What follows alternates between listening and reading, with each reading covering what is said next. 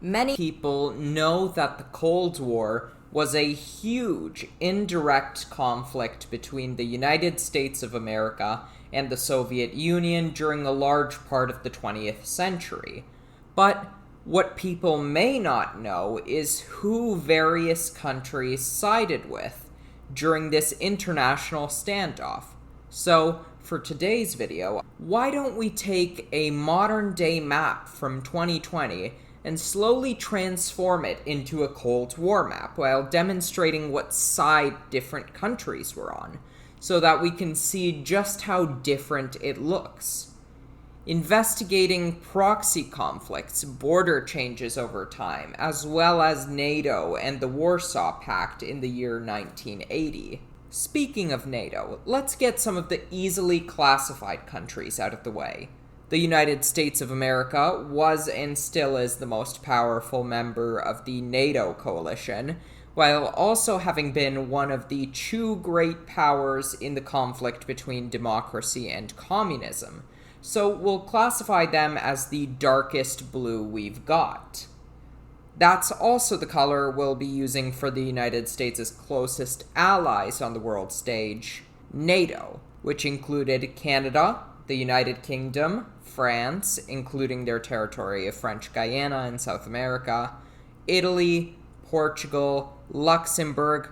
Before you ask, the map did update, but Luxembourg only takes up 1 pixel. Belgium, the Netherlands, Denmark, which had Greenland as a semi-independent nation, Iceland, and Norway. Those are the countries that joined NATO when it was first created in 1949. But since then, NATO expanded significantly during the Cold War, until the 1980s that we're going to observe. Greece and Turkey joined in 1952, West Germany joined in 1955, since it was oriented towards democracy and NATO prior to joining. So let's update Germany to be more accurate to the time period, including West Berlin, surrounded by communist East Germany. Finally, I know since we're talking about NATO in the mid-1980s, we can't forget Spain, which became democratic in 1978 after the end of Francisco Franco's dictatorship. That's what NATO looked like at the time. But what about its main opposition, the Warsaw Pact, created in 1955 as a response to NATO expansion, and including the Soviet Union, so let's update the map to more accurately represent the USSR. Also included in 1955 were Romania, Bulgaria, Hungary, Czechoslovakia, which was composed of Czechia and Slovakia, and Poland, as well as East Germany, which joined 1 year later in 1956, 1 year after the Warsaw Pact was initially created. Those are the two main blocs competing against each other throughout the Cold War. But the more fun part is to investigate what they did to increase their influence on other countries. So let's dive in, starting with Japan. Since the end of World War II, a democratic government was established in the Japanese capital of Tokyo. Although the Japanese Communist Party occasionally saw some increased popularity now and then, even in 2017 it got 7.9% of the vote for their presidential candidate. In the 1980s, they were slightly more popular, with their highest election showing of that decade coming in 1980 at 9.83% of the vote for president.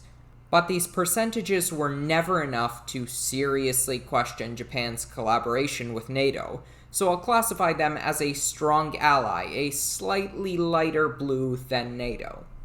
In the same sort of area, we have the Korean Peninsula, which had a much more conflicted Cold War history, which then led to the creation of the Communist Democratic People's Republic of Korea in the north, and the Republic of Korea in the south, both strong allies to their respective ideology. North Korea became one of the few remaining communist countries after the Cold War, The Korean War, which occurred from 1950 to 1953, was a reason why each side resented the other, but it did not provoke much risk that either country's allegiance could be questioned, since both were heavily entrenched, both metaphorically and literally, because of the demilitarized zone which separates them. Although a large nation whose loyalties were questioned at some points was the Communist People's Republic of China. It may have been, and still is, a one-party communist state, but they were also part of the sino-soviet split. The Chinese Communist Revolution occurred in 1948, with them and the Soviets quickly becoming friends on the world stage. However, by 1956, the two communist countries began disagreeing with their interpretations of Marxist-Leninist doctrines. After Soviet leader Joseph Stalin unalived in 1953, the new leader Nikita Khrushchev began the process of destalinization and denounced Stalin himself, which appalled China, causing conflicting national interests. Although I would still write them down as a strong Soviet ally, because in comparison to siding with the democracies, siding with the USSR was very preferable for China. Additionally, after Chinese leader Mao Zedong unalived, the People's Republic of China started opening up to international cooperation a bit more, including with the USSR, meaning it's going in the red category. Along with China, we're going to classify Albania in the strong Soviet ally category, since it was the only European communist country to side with China in the Sino-Soviet split. So let's update the map. Also, when talking about Soviet allies, you can't forget Cuba, which officially became communist in 1959 after a 6-year-long revolutionary war fought against the American-backed government of Cuba led by Fulgencio Batista, later inspiring the Cuban Missile Crisis, where the USSR transferred medium-range nuclear missiles to Cuba, in response to the Kennedy administration putting missiles in Turkey. Eventually, the crisis did end in the 1960s, but Cuban-Soviet relations remained strong internationally, with the Cubans even gifting East Germany a small island off their coasts, leading to some historians joking that East Germany still exists on a small island near Cuba, since it was never included in the German unification documents. But either way, we're including it in the red category. Also, while we're in the Americas, we have to talk about the United States, since during the Cold War, the United States propped up a plethora of dictatorships across South America, working through the Central Intelligence Agency, or CIA, to make sure that there were as few communist regimes as possible in South and Central America, using tactics like military coups to overthrow governments, putting in place undemocratic but anti-communist leaders in Chile, Argentina, Uruguay, Brazil, Bolivia, El Salvador, and a variety of other countries. So let's update the map accordingly. Although it seems that 3 countries in the Americas still aren't filled.